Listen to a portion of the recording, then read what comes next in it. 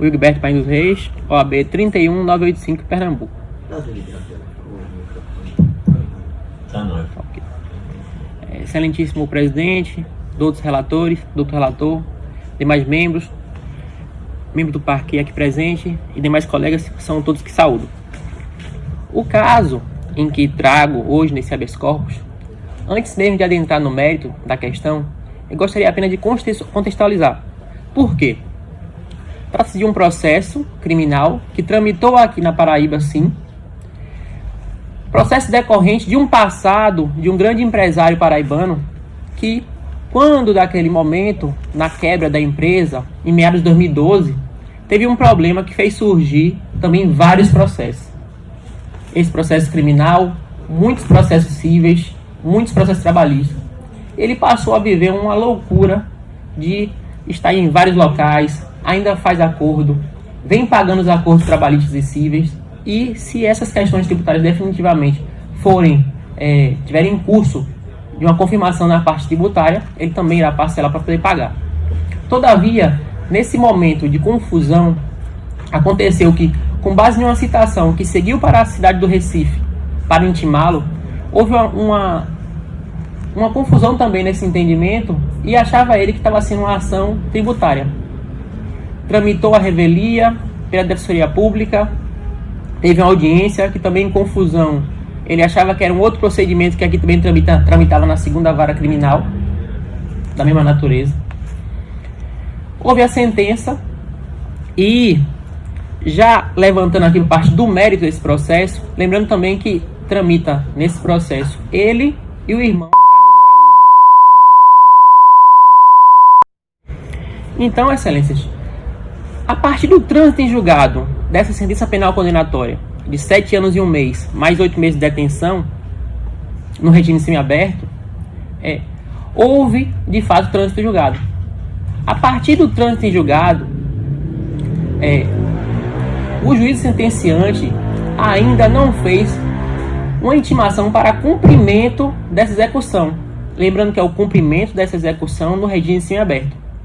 Apenas nas folhas 230, que eu acho que é isso que a magistrada hoje informante menciona, abre aspas, ela disse: considerando o disposto do artigo 105 da LEP, faz-se necessário a expedição de mandado de prisão. Está nas folhas 230 dos autos, e qual também acosta cópia integral no processo. Pois bem, não existe aqui qualquer menção de que o sentenciado foi intimado, deixou de cumprir, que houve uma regressão cautelar inicial, a fim de que, com a captura dele num regime fechado, depois transmita-se para o regime correto semiaberto. Não tem nada. E nesse momento aqui, já figura o teor aí que clamamos a Vossa Excelência, da súmula 719 do STF, que diz que não existirá a imposição de regime de cumprimento mais severo do que a pena aplicada a permitir, e existe fundamentação idônea. Por mais que a informação passada pela magistrada veio aos autos em sede de habeas corpus, ela não tem qualquer relação com a decisão que decreta o mandado de prisão.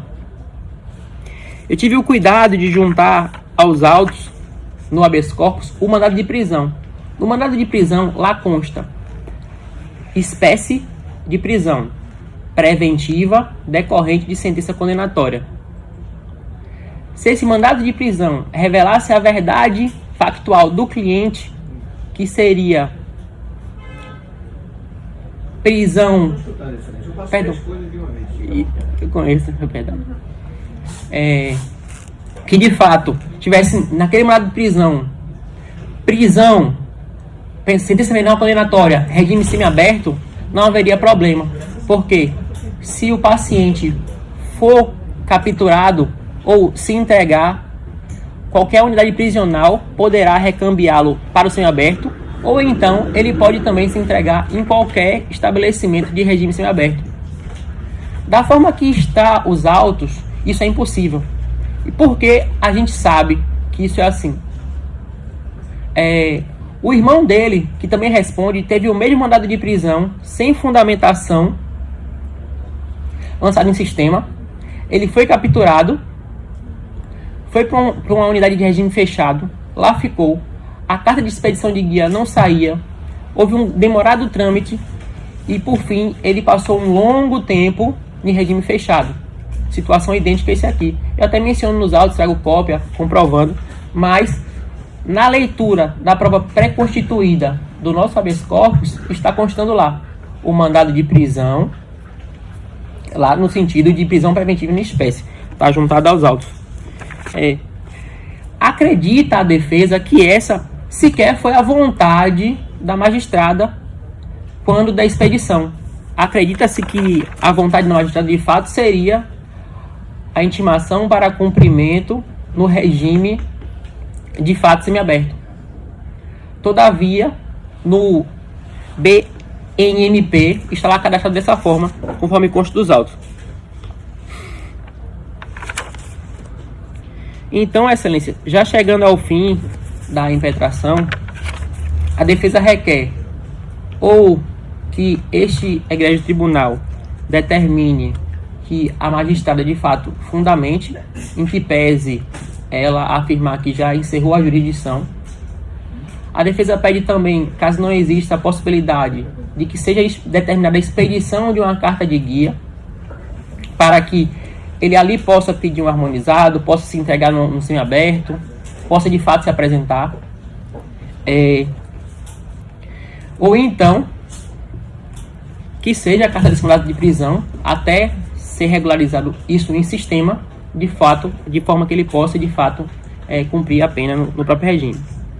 Um fato relevante é que, considerando que esse paciente chegou aos autos recentemente, pois só foi surpreendido com o conhecimento desse mandado de prisão a partir da prisão do seu irmão, a defesa impetrou revisão criminal, 2 revisões criminais, inclusive, uma em nome de um e uma em nome de outro, que inclusive está na relatoria do doutor desembargador Carlos Martins Beltrão, que ontem passou a estar conclusa para julgamento. Não sei se conclusa, mas de fato foram juntadas as cotas nessas revisões criminais.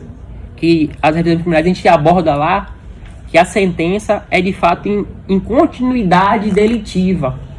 Por que essa pena alta? Porque a Defensoria Pública não apontou, mas de fato o crime de controle tributário é de conteúdo múltiplo. É muito parecido com o tráfico de drogas, do artigo 33. E por mais que ela esteja guardando de posse naquele ambiente e entregue a alguém, por mais que tenham 3 verbos, estão ali várias condutas. Então, por isso que essa pena é tão alta.